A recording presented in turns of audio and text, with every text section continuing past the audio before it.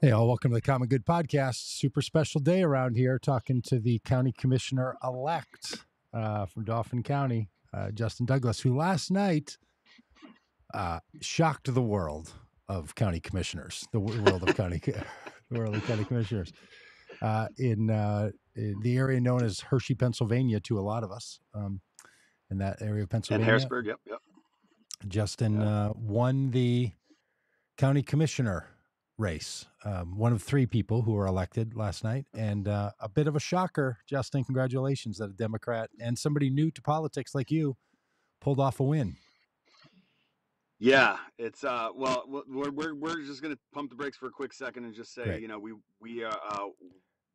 as of last night, we're ahead by 42 votes, and there's 42. a process in which all of the votes need to be counted, and there are things such as provisional ballots and overseas ballots that are going to come in, but we're really confident with our position, you know, in the sense of like what we've accomplished is already unprecedented and historic for our county, and I'm you know, not declaring victory. We're just declaring that, you know, this is uh, no one expected this from us. I think there's a lot of people still very shell shocked about it, and I want to make sure that when I say no one expected this from us, I think no one expected this from the voters, and that's too bad. That's right. Because when we have candidates that champion the people turn out, and we.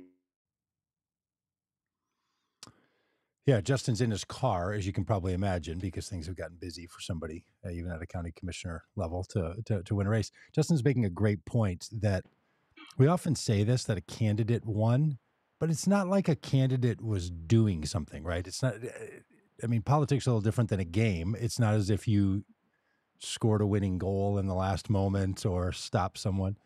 Voters did a thing. Other human beings did a thing. And those people did that thing where more than voted for you. Now, I'm sure a lot of people were refreshing their browser last night as I was sitting on the couch, and my wife is like, "What are you doing?" And I'm like, "Well, I'm refreshing my browser."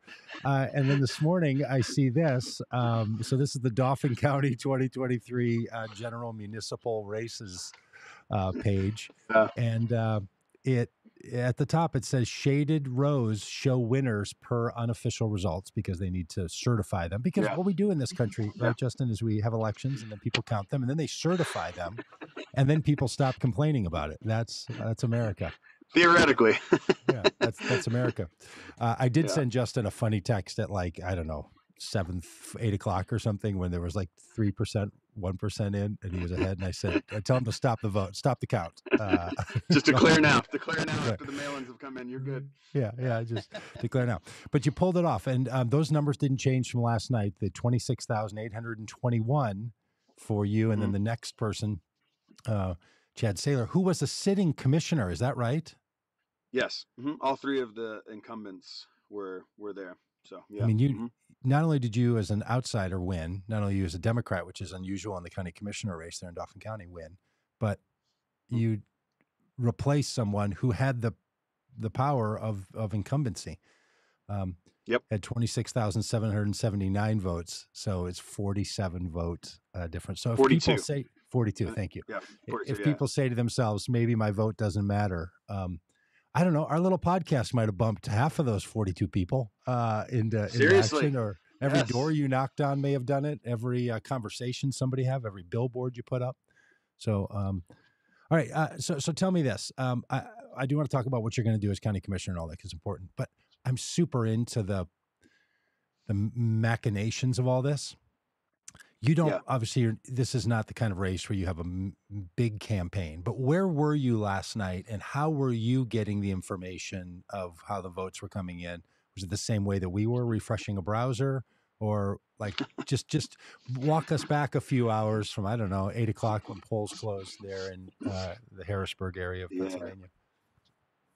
So polls closed, and me and my buddy Steve, who's been a part of the campaign, went and got dinner. And then we headed to a party that was being hosted. And so at that party, all of the countywide slate was there, and other candidates, local candidates and such. And so we just had an opportunity to kind of sit back and say, hey, we did everything we could. All of us kind of just it's been a lot. It's been a lot of hard work. I mean, I don't think people understand. To win in November, you start in March, and I mean, there's people who start way even earlier than March. I started late, um, and so it's like this has been 8 months of my life that every week I'm thinking about this in some capacity, and in the last few months, every day and every hour, and so it's a lot. And then just to kind of sit back and in some ways just celebrate the end was what we were doing. Right. And then Right. as we're watching the results come in, um, one of my campaign people took a video of me as I was on my phone. I was just on my phone hitting refresh. We Yeah. didn't have like a screen up or anything. Uh, and uh, and I hit refresh, and I saw we were waiting for that last batch to come in, because the last batch comes in from the northern part of the county, which is primarily red. And we knew that that was going to be the separator, and we were just like, how much of a separator is that going to be? Like, is it gonna knock us off third Hmm. place in essence? And so we were prepared for that, but we were shocked by the numbers we were seeing. Like, I had already outperformed any other challenging candidate in the history of Dauphin County at that Mm. seat, prior to those ones even coming in. Like, we had more votes, and we were just like, this is Amazing. the vote total was pretty like crazy. And then some of the gaps that were happening um, in some of just the more like internal data was interesting. So then when I hit refresh and I saw that I won by 42 votes, I have a video of it, and I'm just pretty much in a parking lot. I was outside. I just had to step out to get air, I hit love it. refresh, and I'm just like, did this just did we just win? How did this happen? And it was just more like, Yeah. I mean, I think Fantastic. one of the things we thought about putting the word surprise in the press release, and we chose not Hmm. to, but it was just funny because it's like, it's okay to be surprised. I mean, you put all this work in, and you sometimes feel like the game's rigged against you. You know what I mean? And it is surprise. It's emotional to Here's the deal. It's almost like this wave of um of hope, and not because I won, but because I'm like, man, we can really do this. Like, when people come together, share share a vision, you know, for connecting with voters. We were told multiple times, no one's ever won Dauphin County on social media. And we tried to utilize social media in a way that was engaging. And I don't think we won because of that. We won because of voters, but we also connected with voters in a new way that I think a lot of Hmm. Dauphin County, people haven't. And then, we were told, you're never going to win if you run off prison reform. You can't win off that. People don't vote. People don't turn out and vote on prison reform. And I'm like, when we chose to take out my billboard, we could have taken out a billboard with my face and my name massive, like almost every other candidate does. But we took out a billboard that said 18 prisoners have died since 2019. Vote for change. And people were like, no one's going to actually vote for change on that. Right. No one's going to show up. And it's like, I think they will, though. Like, I think people want to see a candidate that sincerely is running on changing these systems that have been broken for a long time. And um, and I just think people are looking for authenticity. The amount of Republicans that voted for me, we'll see what the autopsy looks like on the back end once we get all the numbers in. But like, I have a lot of Republicans in my area where I live, and I knock their doors and I talk to them. And you know, I think we had a good number that came over to vote for me. And I mean, you I had think, to basically, right? If you count the numbers up of yeah, people, how they identify, how they previously voted, all that, you yeah, can't well, win without people who have identified as Republicans or vote for Republicans typically did something yeah. different because they treated you as an exception to their voting rule. Yeah, the challenge is in our county, we actually have a 13,000 or 11 to 13,000 vote plurality of Democrats in Dauphin County. Hmm. Like, I mean, this county went heavy for Shapiro. But the thing is, they don't often turn out for general or for municipal elections. And Yep. so municipal elections, we tend to see a spike in Republicans. And so I also don't want to take away from a few other factors. Like, uh, I want to be the last to take credit. The voters get credit first. But then there's also a few other things that were happening. On the top of the ballot, you had McCaffrey, Beck, uh, Lane, and Wolf. These are all judges that, McCaffrey especially has a significant, in the Pennsylvania Supreme Court. And Hmm. that was primarily, drove out um, people to vote who are concerned about abortion issues. And so, and then the bottom of the ballot, and I'm not trying to say bottom, but I guess like the school board parts of the ballot throughout the county, there were some very active school board races that turned out people who wanted, I think, common sense school board members, and that those people I think ended up breaking blue. And so um, all of that had a big influence. I mean, especially when you think of 42, it's just really funny because my kids, the second half of the day, it's crazy. I went to like 20 some polls yesterday, and I'm just driving around every 30 minutes to a different poll, greeting people who are working, and I had my daughter with me all day till about 1 o'clock, and then my son from about 1 to 4. And then I came home, dropped him off, and I just told my wife, I'm like, if you guys want to, you could go to, because the kids wanted to do something, but I was like, they can't really go back to the city with me. Like, it's going to be a lot going on, and they're not going to have the capacity for it, and it's going to be till late. We just already know it's going to be till late. Um, so they went to my polling precinct where I voted in the morning at 7 a.m. and handed out literature. And it's just funny. My son's like, Dad, you won by 42 votes. I handed out way more than 42 flyers in the evening. I love how he's And thinking. He's doing the math. Yeah, I love it. and what's funny is like that Love it. literally could have been the difference maker, because Totally. any of those, my district is 80% Republican. So the area where I live. And so like if, you know, for every one that voted that might have been a Republican, that is almost like a 2 point conversion, because it takes Totally. one off the table and puts one on the table for me. So I just say all that to say every single thing we did, I look back and I'm like, that could have been the difference. That could have been the difference. And the truth of it all is it's all of it. It's all the people Yeah. who supported. It's all the people who helped. And it's not lost on me that, my campaign raised $10,000. That's what we spent, a little over $10,000. So awesome. They spent hundreds of thousands of dollars.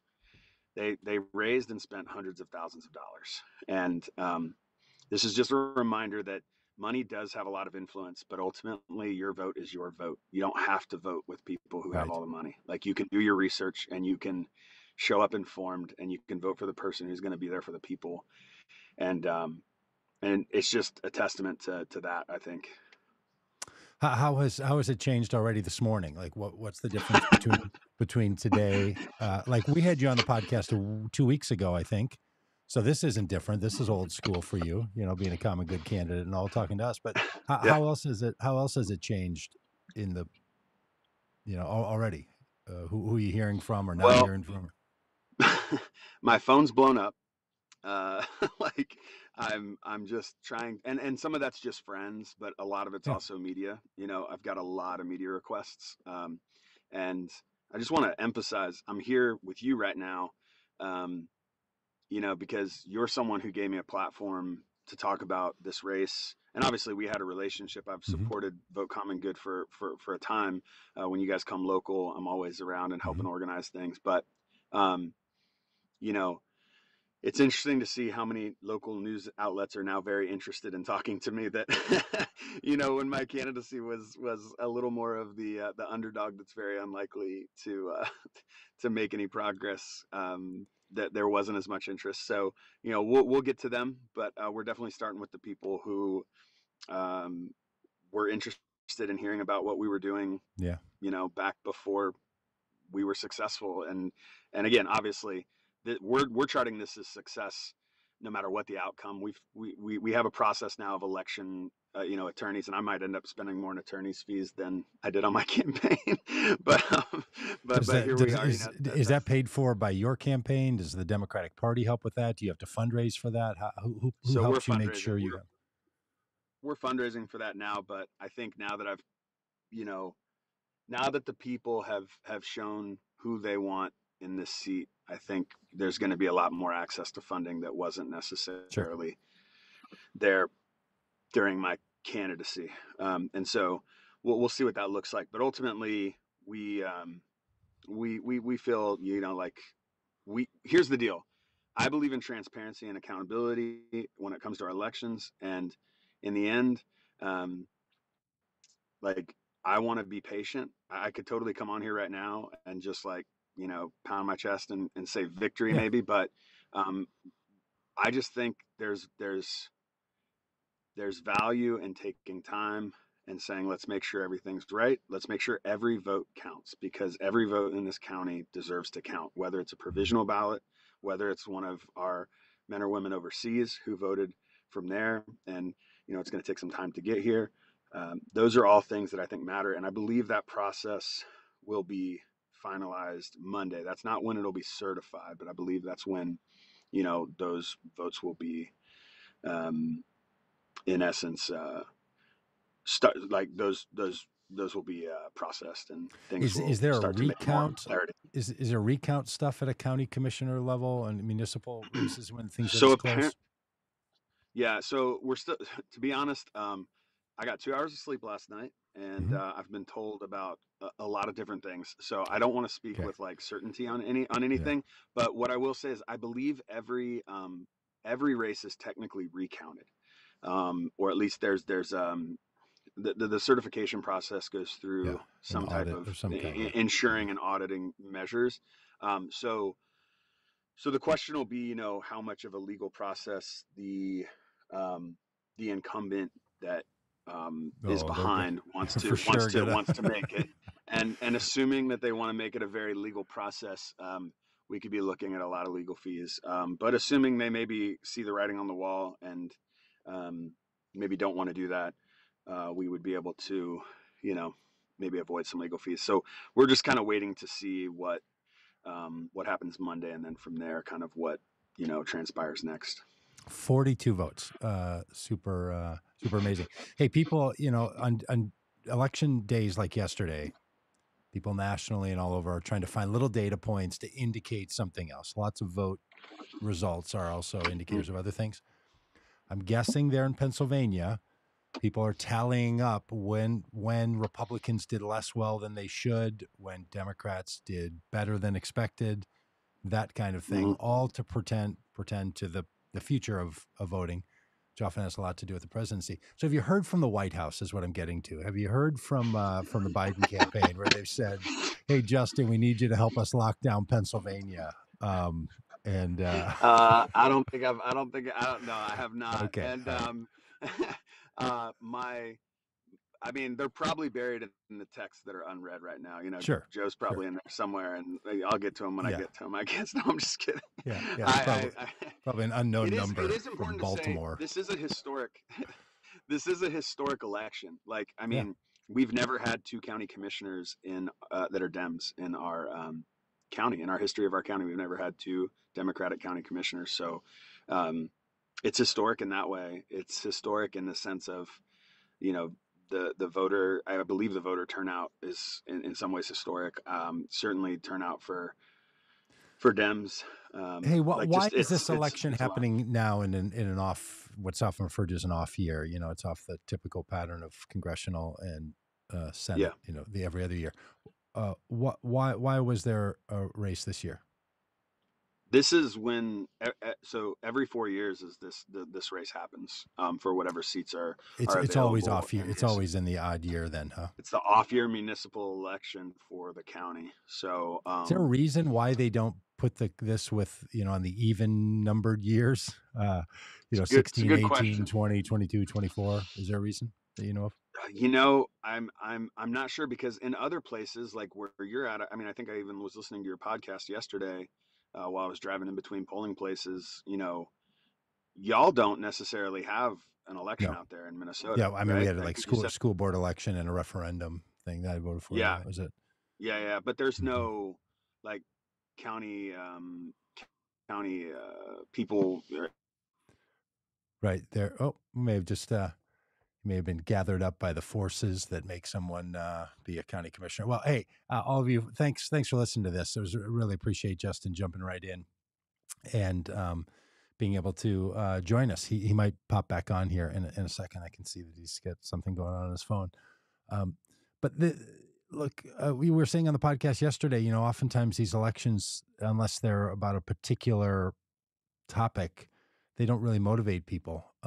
And the good people of Dauphin County, which again is Harrisburg, Pennsylvania, Hershey, Pennsylvania, the place where they make the chocolate, that part, and Harrisburg is the capital of Pennsylvania, so it's that area, and Justin, I was just Hey, giving I'm people sorry about a that. little, no I'm problem. I was getting just giving people a little setting on phone where calls from press and you got to go. continues to come Yeah. through. Yeah. We've been No, no, taking, no. But I was just saying it's I believe that's just the way Pennsylvania, okay.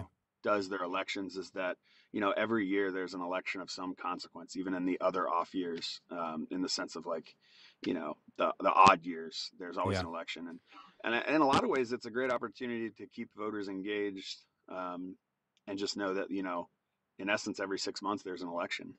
So that's in some ways Yeah, helpful. and it's a thing that certain political seats and certain political um, outcomes, like on referenda and other topics, oftentimes parties that support those want to put them in off years because they feel like they can have more influence on their subset of people than they can Yep. across the board. It's one of the things that some people complain about. And there's actually a whole movement to try to not have so many, both special elections, like something in August or something, but also these off Yeah. year ones. There's just a lot of conversations about how do we do voting and what happens and when do people think about it. And, we've traveled the country for years now talking to people about voting. And a lot of people don't even like, even in the even years that aren't presidential years, they're not sure why they're voting for a congressperson. They don't know that House members at the state and Senate level, state and federal level, are elected every 2 years, and Hmm. senators are elected every 6 years, and the president every 4 years. People don't.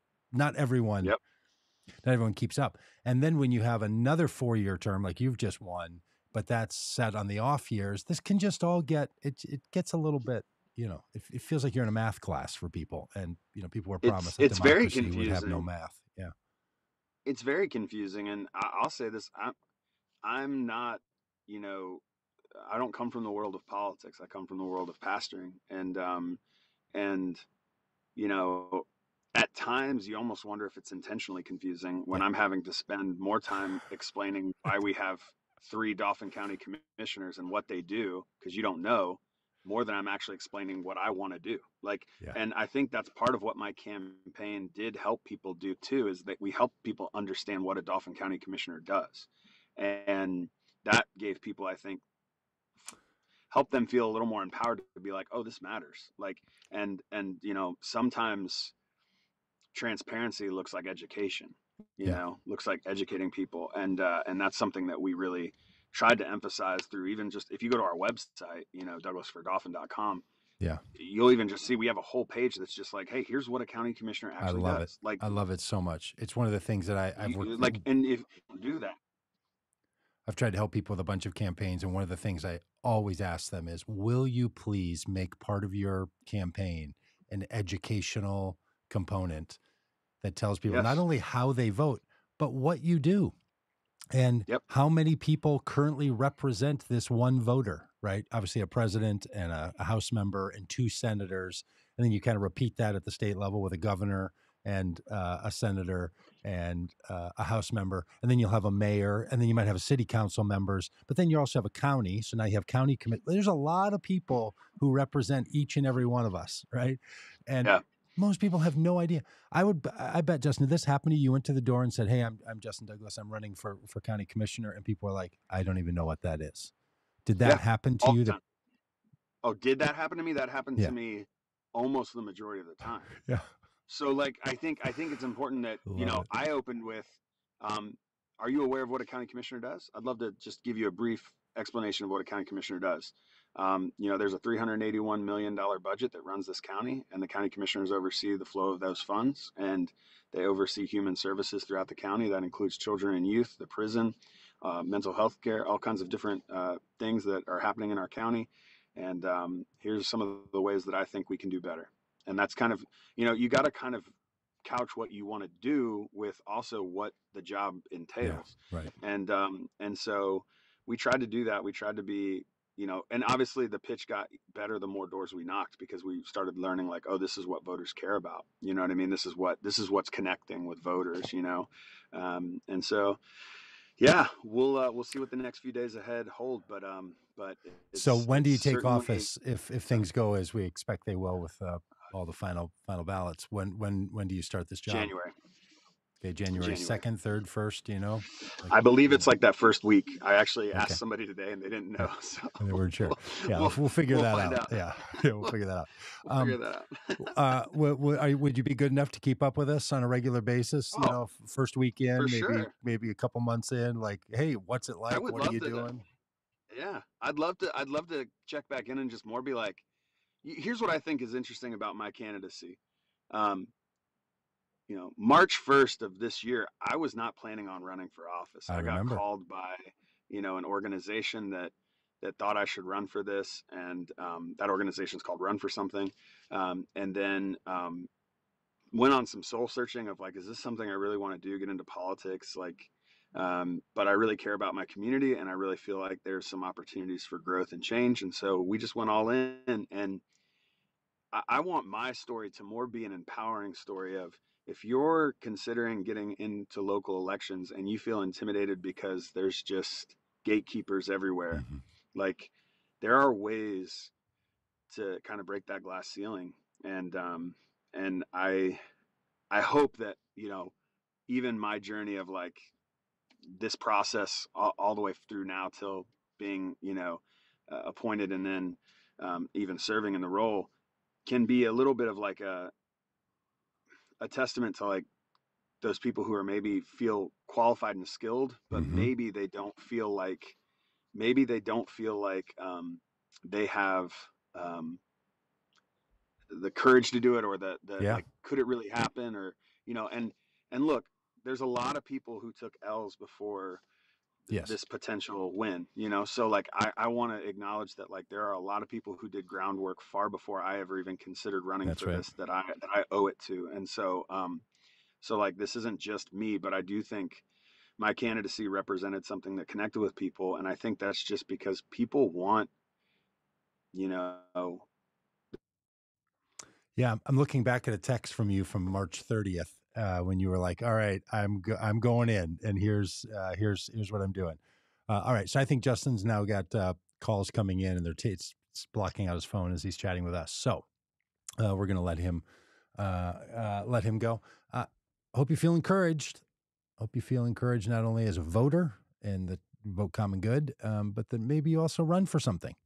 Just get your wheels spinning a little bit. You think about running yourself. If you do decide to run, be in touch with us at Vote Common Good. We help people like Justin and others figure out how to run for office. And then once they're running, how to be supported as best we can from our small platform, but just enough to move 42 people, maybe.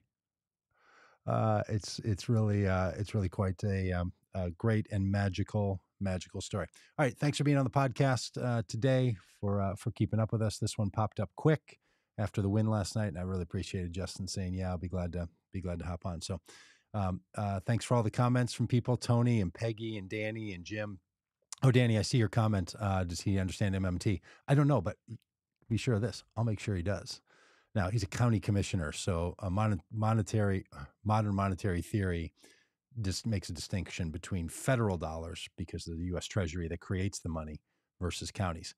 Justin has to spend money that they receive from taxes or from federal grants. It's the only place the money comes from. In his case, federal government, not the same thing. So I'm going to make sure that he knows and understands that, as he talks to people, and Alex and Jim and the rest who are in the chat. So thanks so much. And if you're watching on Facebook, we really appreciate you. Hey Claire, I see your comment too. Thanks for the comment on Facebook. And anybody who's watching this, listening to it anywhere other than on YouTube, we love it when you're over on YouTube, just because it helps us with the algorithm. You can't win on the algorithm on Facebook. It's just whatever it is, but you can influence the algorithm over there on I should probably change that scene. I should probably run some scene that's not, me talking to a fake person over there. All right. Hey, thanks for being a part of the podcast. See you over on YouTube or Facebook or Twitter or Twitch or all the places we put this out. And there's also audio version if you want to share it with your friends. Thanks. Talk to you tomorrow with the astrophysicist. We always start that earlier in the morning, 8 a.m. Central Time. We talk to astrophysicist Paul Wallace about the sky and sciencey stuff.